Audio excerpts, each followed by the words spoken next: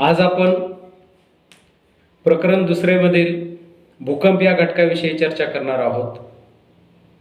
प्रकरण 1 मध्ये आपण नैसर्गिक आपत्तींच्या व्याख्या, नैसर्गिक आपत्तीचे स्वरूप आणि नैसर्गिक आपत्तीची व्याप्ती या घटकांचा सविस्तररित्या अभ्यास केलेला आहे। त्याला जोडूनच भूगर्भीय महत्त्वपूर्ण असलेली भूकंप ही आपत्ती आज आपण अभ्यासणार आहोत।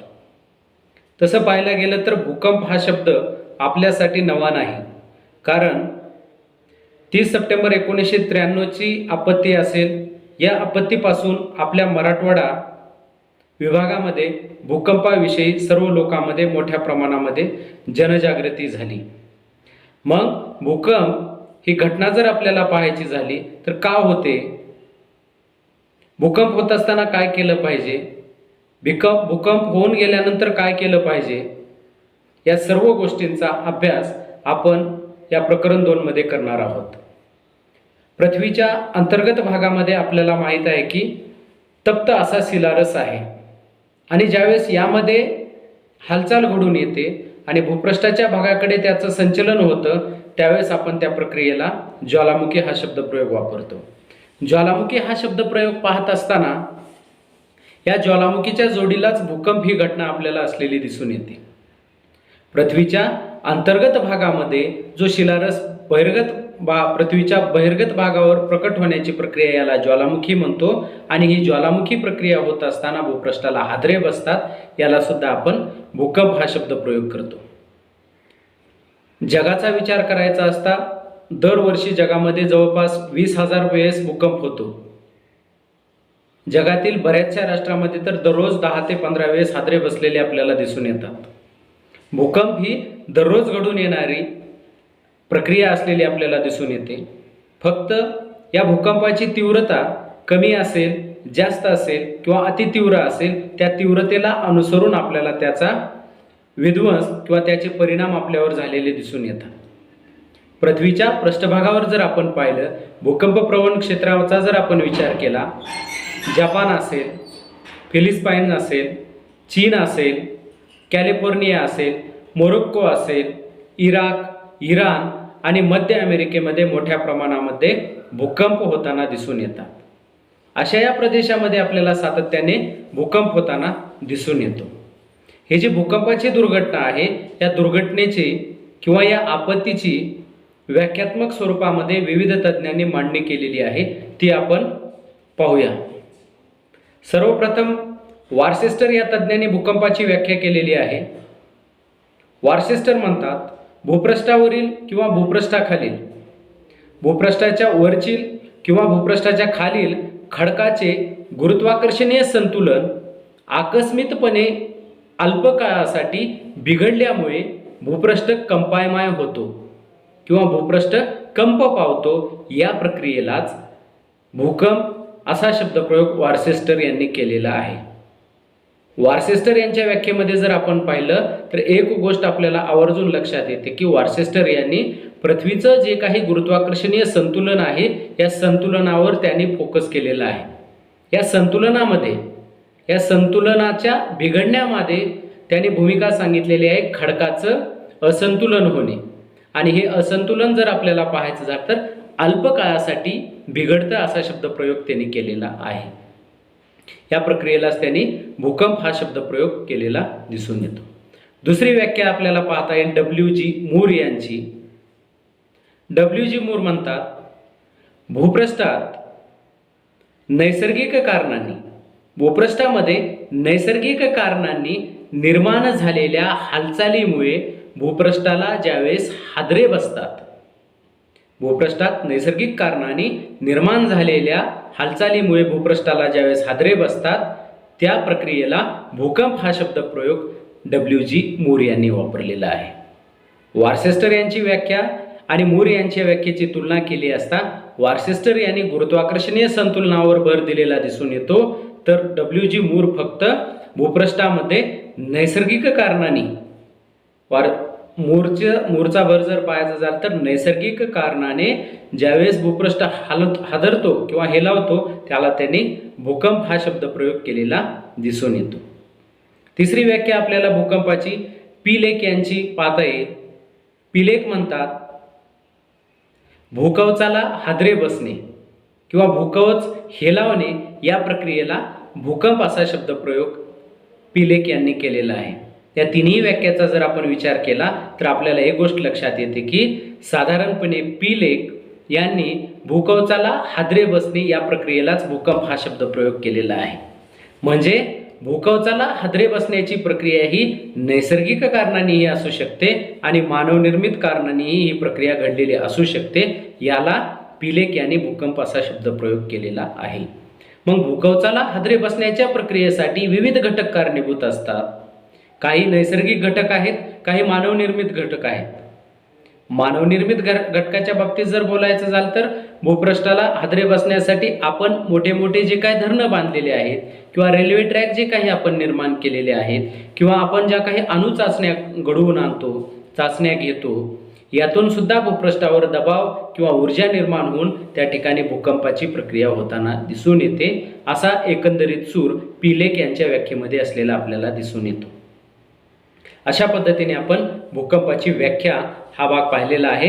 याच्या पुढे आपण भूकंप नेमका का होतो, भूकंपाची कारणं काय आहेत, भूकंप होण्यासाठी कोण कारणीभूत आहे किंवा पृथ्वीच्या अंतर्गत भागात काय होतं किंवा मानव कोणती भूमिका निभावतो, या सर्व भूमिकेला अनुसरून भूकंप होण्याची प्रामुख्याने 2 कारणे सांगितली जातात.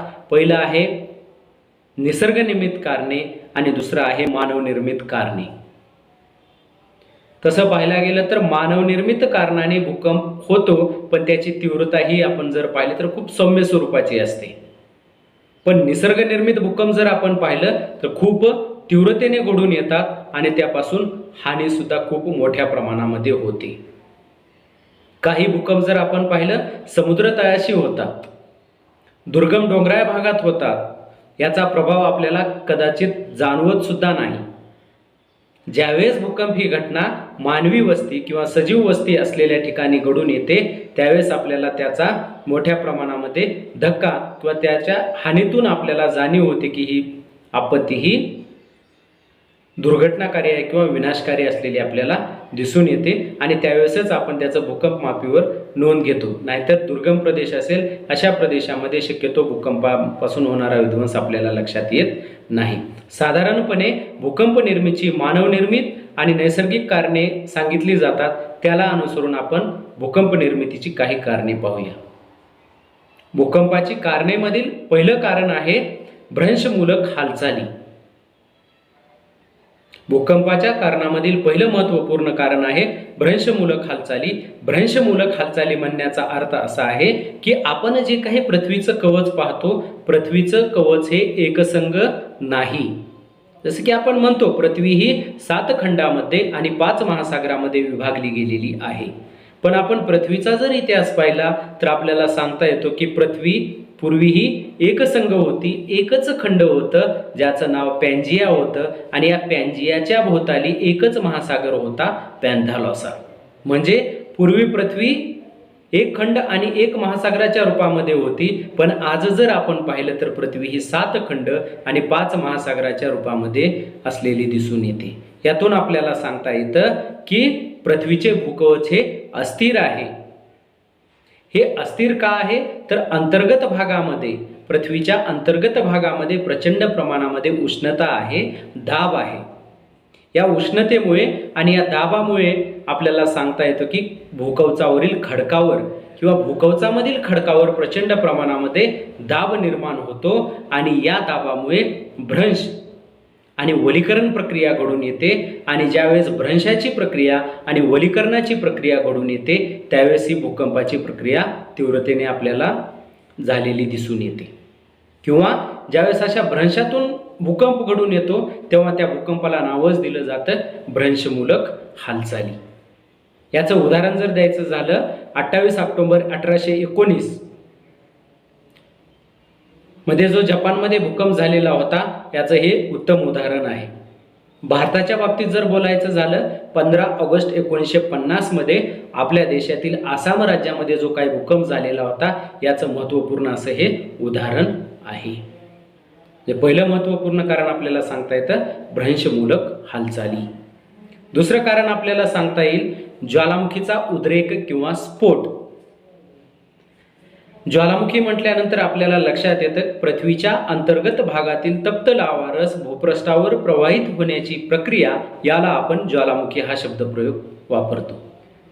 हा ज्वालामुखी हा शिलारस एखाद्या गोल नळ्याच्या भागातून बाहेर येऊ शकतो किंवा भूपृष्ठाला मोठ्या स्वरूपामध्ये भेग पडल्यानंतर या भेगेमधून सुद्धा हा बाहेर आलेला दिसून येतो. म्हणजे ज्वालामुखीचा उद्रेक हा दोन प्रकारे होतो, एक भेगीय आणि एका गोल भागामधून. मग ज्यावेळेस ज्वालामुखीची प्रक्रिया होते त्यावेळेस पृथ्वीच्या पोटामध्ये किंवा पृथ्वीच्या अंतर्गत भागामध्ये मोठ्या हालचाली घडतात आणि याचा परिणाम म्हणून भूपृष्ठाच्या भागाला हादरे बसतात. याला आपण भूकंप हा शब्दप्रयोग वापरतो. कारण ज्वालामुखी प्रक्रियेतून जर आपण पाहिलं तर मोठ्या प्रमाणामध्ये आपल्याला सांगता येतो लावारस बाहेर पडतो, विविध प्रकारचे वायू बाहेर पडतात, पाण्याची वाफ बाहेर पडते, जलबिंदू बाहेर पडतात, दगडगोटे बाहेर पडतात. हे बाहेर पडत असताना त्या भागामध्ये तर भूकंपाची प्रक्रिया होतेच, पण इतर दूरच्या भागामध्ये सुद्धा आपल्याला त्याच्या तीव्रतेतून आपल्याला सांगता येतं की मोठ्या प्रमाणामध्ये धक्के बसतात आणि त्यातून भूकंपाची घटना घडून येते. अशा प्रकारे म्हणजे ज्वालामुखीपासून निर्माण झालेला भूकंप, या भूकंपाला ज्वालामुखीय भूकंप असे म्हणतात. याचं उदाहरण जर द्यायचं झालं 1883 साली क्राकाटोवा बेटावर झालेला भूकंप याच प्रकारचा होता. म्हणजे 1883चा जो भूकंप आहे त्या भूकंपाला ज्वालामुखीय भूकंप असा शब्दप्रयोग केलेला आपल्याला दिसून येतो. तिसरं भूकंपाचं कारण जर पाहायचं झालं तर भूपातालिक खडकाच्या संरचनेतील होणारा बदल हे सांगता येईल.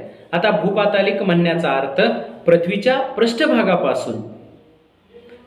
पृष्ठभागापासून जसजसे आपण पृथ्वीच्या अंतर्गत भागामध्ये जाऊ, साधारणपणे आपल्याला ज्ञात आहे भूपृष्ठापासून भू अंतर्गत भागापर्यंत पृथ्वीची खोली जर मोजली तर जवळपास 6300 किलोमीटर एवढी प्रचंड खोली आहे.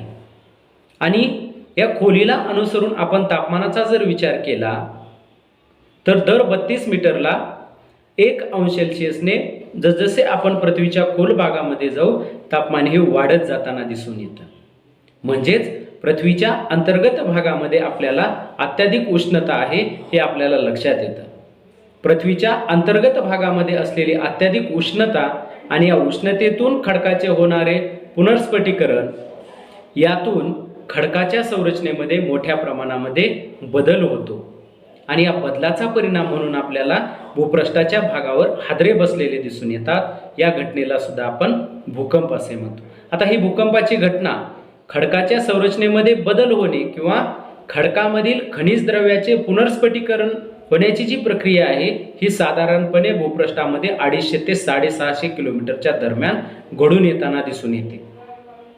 आणि या प्रक्रियेतून जे भूकंप घडून येतात त्याला आपण म्हणतो भूपातालिक भूकंप. अशा प्रकारचा शब्दप्रयोग आपण केलेला दिसून येतो. तिसरं भूकंपाचं महत्त्वपूर्ण कारण भूपातालिक खडकाच्या संरचनेमध्ये बदल हे आपणास स्पष्ट करता येईल. पुढचं कारण आपल्याला सांगता येईल भूपृष्ठाचे असंतुलन यालाच पर्यायी समस्थायित्वाचा सिद्धांत असं सुद्धा म्हणता येईल. जसं आपण बोलताना बऱ्याच वेळेस म्हणतो एका काट्यामध्ये 2 पदार्थ जर घेतले किंवा वस्तू जर घेतल्या 1-1 किलोच्या, समजा उदाहरणार्थ एका साईडला आपण लोखंड घेतला आणि एका साईडला कापूस घेतला, दोन्हीचं वजन 1 किलो ठेवलं तर आपल्याला ते बरोबर तराजू 1 किलो वजन दाखवतो. पण या 2 पदार्थ किंवा वस्तूमधील आकारमानामध्ये प्रामुख्याने आपल्याला फरक असलेला दिसून येतो. लोखंडाचं आकारमान हे छोटं असतं तर कापसाचं आकारमान हे मोठं असतं. हे कापसाचं आकारमान मोठं असतं आणि लोखंडाचं आकारमान छोटं असतं, पण काट्यावर आपण जर संतुलन पाहिलं तर एका जागी स्थिर ठेवलेलं दिसून येतं. कारण दोन्हीचं वजन हे 1 किलो असतं आणि दोन्हीचं संतुलन ठेवलेलं असतं, फक्त आकारमानामध्ये बदल असतो. मग पृथ्वीच्या पृष्ठभागावर सुद्धा हीच घटना घडून येते. पृथ्वीच्या पृष्ठभागावर एकीकडे आपल्याला उंच पर्वतासारखा भाग दिसतो, एकीकडे पर्वतासारखा भाग दिसतो तर एकीकडे मैदानासारखा सपाट भाग दिसतो. एकीकडे मैदानाचा भाग आहे तर एकीकडे पठारासारखा उंच पण सपाट असलेला भाग दिसून येतो. म्हणजे एकीकडे उंच भाग आहे, एकीकडे सपाट भाग आहे, तरीही या दोन्हीमध्ये संतुलन टिकून आहे. याचं कारण जर आपल्याला पाहायचं झालं तर याचं कारण सांगता येतं आपल्याला, या दोन्हीमध्ये कुठे ना कुठे समस्थायित्व शक्ती कार्यरत आहे आणि यालाच म्हटलेलं आहे समस्थायित्व. ज्यावेळेस या समस्थायित्वामध्ये किंवा ज्यावेळेस पर्वत, पठार, मैदान याचं जे समस्थायित्व आहे हे बिघडतं त्यावेळेस आपल्याला भूकंप होताना दिसून येतो. आता हे संतुलन कसं बिघडतं? हे संतुलन बिघडण्याची प्रक्रिया जर आपल्याला पाहायची झाली, उंच पर्वतीय भाग आहे, पर्वतीय भागावर पाऊस पडल्यानंतर या पर्वतीय भागाची मोठ्या प्रमाणामध्ये झीज होते. आता झीज कशाने होते? पाऊस पडला, पावसाच्या जलबिंदूने असेल किंवा हिमवृष्टीने असेल किंवा वाऱ्याने असेल, मोठ्या प्रमाणामध्ये भूपृष्ठाच्या भागाचं खनन होतं आणि हे खनन झालेल्या भागाचं दुसरीकडे वहन दुसरीकडे होतं. खनित भागाचं भूपृष्ठीय कारकाद्वारे इतर ठिकाणी वहन होतं आणि वहन झाल्यानंतर शेवटच्या टप्प्यामध्ये त्याचं संचयन होतं. आणि या संचयन प्रक्रियेतून आपल्याला एक गोष्ट लक्षात येते की पर्वतावरील जो मलबा आहे, पर्वतावरील जो गाळ आहे किंवा पर्वतावरील जी माती आहे ती वाहत वाहत आणून आपण कुठं ठेवलेली आहे? सागराच्या. आपण म्हणण्याचा अर्थ निसर्ग निर्मित प्रक्रियेने ही सागरामध्ये आलेली आहे. मग आताच आपण पाहिलं होतं की जरी सागराचा भाग सपाट दिसत असला किंवा सागराची संरचना सपाट दिसत असली तरी त्याचं घनत्व जास्त आहे आणि पर्वताचं घनत्व कमी आहे, म्हणून दोघात संतुलन टिकून आहे. मग ज्यावेळेस उंच भागावरील पदार्थ वाहत वाहत आणून सागराच्या भागाकडे आणून टाकले जातात, म्हणजे निश्चितच काय होतं, पर्वतीय भागामधील आकारमान किंवा वजन सागराच्या भागामध्ये टाकलं जातं आणि याचा परिणाम म्हणून सागरीय भागामध्ये भार वाढतो आणि पर्वतीय भागावरील भार कमी होतं. याचा परिणाम म्हणून दोन्हीमध्ये कुठे ना कुठे असंतुलन निर्माण होतं. या असंतुलनाचा परिणाम म्हणून आपल्याला सांगता येतं की भूकंप ही घटना घडून येते. अशा पद्धतीने भूपृष्ठाचं असंतुलन होणं किंवा भूपृष्ठीय भागाचं समस्थायित्व बिघडणे यातून सुद्धा पृथ्वीच्या पृष्ठभागावर भूकंप होताना दिसून येतात. पुढचं कारण आपल्याला सांगता येईल डॉक्टर रीड यांची रिबाउंड थेरी. डॉक्टर रीड सांगतात ज्याप्रमाणे रबराची एक कॅपॅसिटी आहे, जसं रबर धरला आपण आणि दोन्ही बाजूने ओढल्यानंतर त्याच्या निश्चित मर्यादापर्यंत ते ओढले जाऊ शकते किंवा ताणले जाऊ शकते, त्याची ज्यावेळेस मर्यादा संपते त्यावेळेस ते तुटते. त्याच पद्धतीने पृथ्वीच्या पृष्ठभागावर आपण जो काही दाब देतो, ह्या दाब सहन करण्याची क्षमता त्या खडकामध्ये एक निश्चित झालेली आहे. ज्यावेळेस या खडकाची मर्यादा संपते त्यावेळेस हा खडक परत आपल्या जागी वापस येतो. जसं रबर ताणल्यानंतर आणि रबर तुटल्यानंतर परत आपल्या जागी येतं, त्याच पद्धतीने खडकावर आपण दाब टाकत आहोत आणि या खडकाची दाब सहन करण्याची मर्यादा संपली की खडक सुद्धा काय होणार आहे, तीव्रतेने वर येणार आहे किंवा वर येतो, असं डॉक्टर रीड यांनी आपल्या रिबाउंड थेअरीमध्ये मत मांडलेलं आहे. म्हणजेच ज्यावेळेस भूपृष्ठीय भागाला रिबाउंड थेअरी म्हणजे खडक अचानकपणे वर येण्याची प्रक्रिया घडून येते, त्यावेळेस सुद्धा आपल्याला ही भूकंपाची प्रक्रिया होताना दिसून येते. अशा पद्धतीने आपल्याला रिबाउंड थेअरी सुद्धा सांगता येते की यातून सुद्धा भूकंप होतो. अशा पद्धतीने आपल्याला भूकंपाची व्याख्या, या व्याख्येमध्ये जर पाहिलं वार्सेस्टर असतील, WG मूर असतील आणि पिलेक असतील, या 3 तज्ज्ञांनी दिलेल्या भूकंपाच्या व्याख्या आणि 5 भूकंपाची कारणं आज आपण पाहिलेले आहेत. राहिलेला भाग पुढील लेक्चरमध्ये घेऊया. धन्यवाद.